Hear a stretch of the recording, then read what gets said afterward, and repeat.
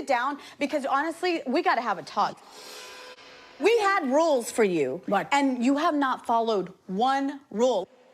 The whole downstairs kitchen is a freaking mess. Listen to me. I'm not going to follow your rule. Never, ever in my life. Let's talk about the latest episodes of Married to Medicine now. Hi everyone, welcome back to my channel. This is Sammy Sam P, and today we're going to talk about the latest episode of Married to Medicine. Let's start with Dr. Heavenly and visiting her husband in his new facility. I love the fact that we see their day-to-day. She's not having her makeup and everything. It's like very authentic scene. Dr. Damon tells us that he basically has a new facility for his business. He already have one in Roswell, and now this is his second one. So congratulations to Dr. Damon. We love to see Black professional doing great. And we see him apologizing to Dr. Heavenly because he was a little bit upset. We also see Dr. Heavenly apologizing to him. This is a nice, genuine scene between the two of them.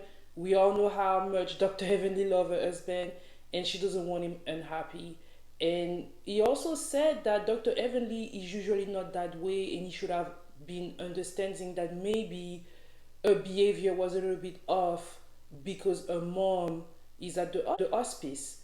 Dr. Heavenly is giving us a little bit more information about her mom's situation, and it's just really sad. I just really pray that her mom is going to get better. The way Dr. Heavenly and Dr. Damon is talking about it, it seems that her health is just deteriorating every day. She's so tired that she doesn't even want to take medicine anymore.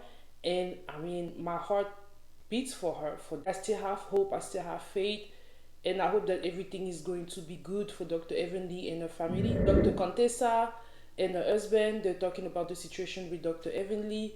And I love how Dr. Contessa's husband is telling her that things are getting worse and worse between the two of them. It doesn't feel like that they're fighting like sister anymore, but it's more than that. But a part of me is thinking, isn't the husband a little bit hypocrite? Like, is he really feeling like the situation is only between Dr. Heavenly and Dr. Contessa? Because honestly, a part of me feels like Dr. Contessa is doing all this drama with Dr. Heavenly because of her husband.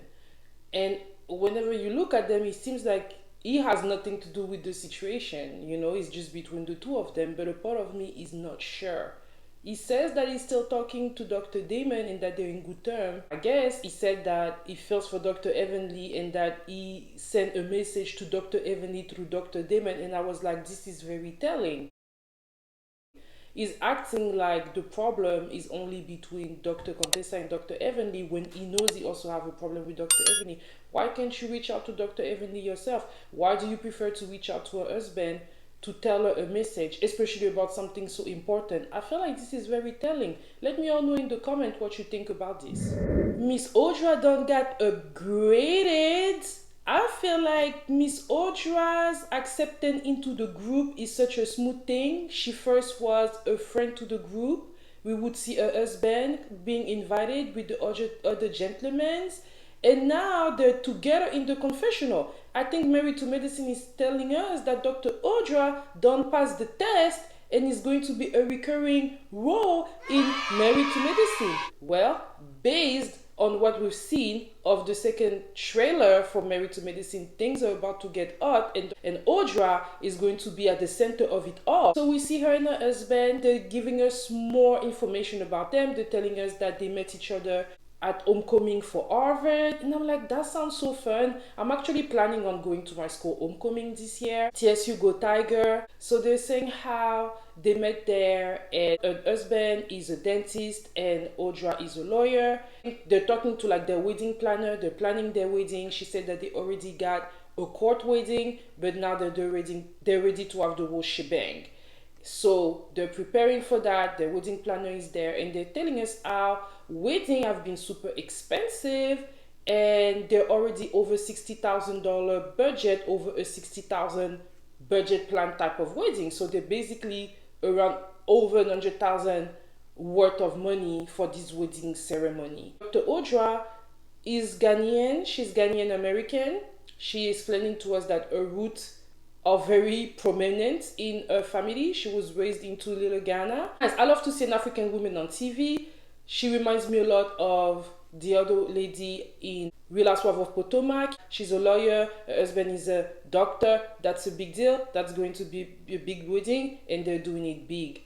What do I think about people having such big wedding? All I can say is that if you have the money to do it, do it. Personally, I think I'm okay with the court wedding because I don't want the stress of planning a wedding. I feel like a lot of those big wedding that we see, there's a lot going on in the background of it. There's a lot of stress happening, and a lot of those couples that have all those expensive weddings really cannot afford it. The problem is that they're going to go and have this big wedding. It's going to be a very stressful experience because you have to deal with a lot of people and you're spending all this money, and then the next day you're back at your little apartment. Now you need to figure out about money when you just spent all this money on a wedding. Granted, for a lot of like people of African descent, a lot of your family members are going to like chip in into the wedding. So most of the time, you're probably not going to be alone paying for it. And that is the reason why I say if you have the means to do it and financially you already got your T's and Q's going on, why not? Why not have that beautiful big ceremony that you want to have? I would have a wedding ceremony after like 20, 30 years of marriage. Not that you're safe when you're at 20, 30 years of marriage, but a part of me is like, where else you gonna go? Y'all been together 30 years making it work. What you gonna, like, where you gonna go? I think that if you're gonna have a big wedding, go ahead and have a good time, but it would be nice to have it if you can really financially afford it. That's all I'm gonna say. Let me all know in the comment what you think about that. I like Audra. I like her and her husband. I think they're a good addition to the show so far. I think that she's very entertaining. Her husband seems to really like edibles. I don't know why. I feel like it had come out already 2 times. Is production trying to tell us something? I'm thinking about the Real Housewives edit. She has like a YouTube channel and I'm like obsessed with her. And she always tells us about like the background on the production and the editing on those Real Housewives shows. And part of me is thinking, is in this show, in this episode, they show Dr. Audra's husband twice talking about edible, and I'm wondering, is there going to be something happening with Audra's husband and edible? Anila's husband have a whole setup for the guys, and they're all meeting with each other to have a good time, and I love that. I love to see the husband having brotherhood with each other, talking about whatever problem they may have and stuff. I think it's really nice. It's really refreshing, especially when they don't bring the drama that their wife have into their fold. And it's usually just a chill, laughing situation, and it's always good. We see Dr. Contessa's husband taking a picture next to Dr. Jackie's husband like he's never seen that car before, and a part of me is like, and it's not possible this is the first time seeing this car and he's taking picture on it. It was pretty funny interlude. And then Dr. Eugene is talking about how he hasn't been happy at the ER. And we see him talking with Dr. Damon and everything. And I felt bad for Dr. Eugene because one thing about him and the way he's being portrayed on Married to Medicine is that he's a very hard worker. To see him being burnt out that way, I really hope that he's going to be able to find something that's good for him, because it is obvious that he is tired. On another scene, we see Toya talking about Dr. Eugene again, and I feel like at this point, Toya needs to have a filter when it comes to her husband.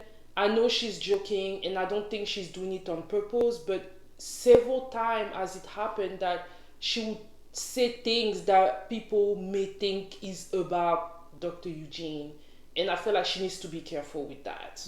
We see both Dr. Eugene and Toya talking to 2 different persons. Dr. Eugene is visiting Dr. Damon, and Toya is visiting a therapist, and there's a lot going on in their marriage. They're not happy. Obviously, I don't think I'm not happy in the marriage, but I'm just not happy within myself. And they seem that they both have separate problems. I think based on what Dr. Eugene said to Dr. Damon, he's not happy with his career right now. COVID changed a lot for him. He was always very excited about working in the ER. That's something that he really enjoyed, but he doesn't feel that way anymore. He is burnt out and wants to see how life could be for him if he wasn't working in the ER, which is the reason why he went and visited Dr. Damon, because Dr. Damon was working with him at the ER, and was able to leave and open his own practices and seems very, very happy. Dr. Damon even said that he hasn't worked on a Saturday in over, I think, 4 years, which I think is great for a doctor. Work-life balance is very important. Dr. Eugene doesn't seem to have that going on for himself, and that is the reason why he's burned out. Being a doctor is such a big role, you know, because you literally save people's life. Like, what else can be so important in this world than being able to save people's life? And I feel like this is the type of career that you must genuinely love if you're going to go into it. And if Dr. Eugene is burnt out or is not happy within his position, I feel like he's putting people at risk, you know, and he may even put himself at risk because he is functioning at such a high level of stress. So I'm happy that he's visiting Dr. Damon and he's opening up about his problem and he's looking for solution on what he can do moving forward. He may have to consider a change in career. I think that he's doing the right thing. Talking to someone, seeing what are the options out there. I think it's a great start. And good luck to Dr. Eugene. I know he's going to be good because he's doing everything that he needs to do. Then on the other side, we see Toya, who is also going through her own thing. And it's like, this life. You see this woman, she is married to a good-looking man, a smart man, a successful man, a doctor, and looking from the outside, she has everything going on for herself. She has 2 beautiful children. She seems to live a very opulent life, even though we have questions about Toya and Dr. Eugene's financial life. But, you know, she has everything going on for herself. She's also successful on her own. Toya has been on Married to Medicine from the beginning. I know she's making big bucks, but she's not happy. So you see, y'all, every time we see people and we think they have it all together, we don't know the problem that they may be going through. And Dr. Eugene and Toya are an example of that. And she's basically saying that she sees a change in Dr. Eugene. She feels like he doesn't have as much emotion anymore, and it's not easy for her. My thing is that I feel like they need to both talk it out with maybe a professional that can help them navigate their feelings and communicate in a way that they can both be on the receiving end of what is going on. I've said it before and I'm going to say it again. Marriage is hard. Marriage is hard, and I don't think that love is enough, and sometimes you need help. Most of the time you need professional help. It is okay. It is okay. Marriage is 2 persons that were raised differently from different people that come together and make it work. So if identical twins can fight, it's not 2 persons that grew up in 2 different environments that are not going to have fight. And in their case, they've also been married for 14 years, and life is not a constant thing. There's high and lows. And I think the secret is going to be, how do you navigate those lows, you know, so that you don't totally let go. I think that what's going on is that Dr. Eugene being burned out, he just doesn't have time for his wife. He's so burned out that he doesn't have time. And I think that there may also be some financial issues coming on top of whatever they're going through, which doesn't make it easy. Next, Anila and her mom. Anila needs to set up some strict boundaries with her mom. What is all this? What? Is that their breakfast from this morning? Yes. I don't have time to put every day clean this, clean that, clean that. What about all this right here? Like, That's you their gotta breakfast. close the containers, Mom. This is ridiculous. I don't have time. You should teach your children. Mom. But listen to me. Now, I'm here. Listen to me. I'm here. You gonna teach the kids. When they finish, bring the plate in the sink. Your nanny didn't teach her, or you didn't teach kids. Nothing. Here's the thing. I feel that Anila must have some boundaries with her mom when it comes to how they're going to handle the day-to-day. Her husband, even though he didn't set it up the right way, has been saying that when it comes to like cleanliness and stuff like that, he feels like Anila's parents needs to work on that. They are older people. They don't want to listen. They were really clear. You need their help. They came to help you. Anila, either you're gonna help your mom help you, or you're going to hire someone else. That other lady that left, you said she was doing everything. Well, you do not have that privilege no more. You may have to get people to come and clean. Or you're going to have to clean. Because a mom is an older lady. She has her ways. It's going to be very difficult for her at this moment to do what the daughter is telling her to do. So for me, I just feel like if you have the means, why not hire someone that come and clean? Or you can just clean after your mom. Whenever you're in a calm situation, tell her, hey mom, please, can you at least try to clean after you? When the mom said you gotta have your kid cleaning, I mean, why not? Maybe Anila can also instill in her children to learn how to maybe clean after themselves, like whenever they're done eating their breakfast, maybe put everything in the dishwasher or in the sink.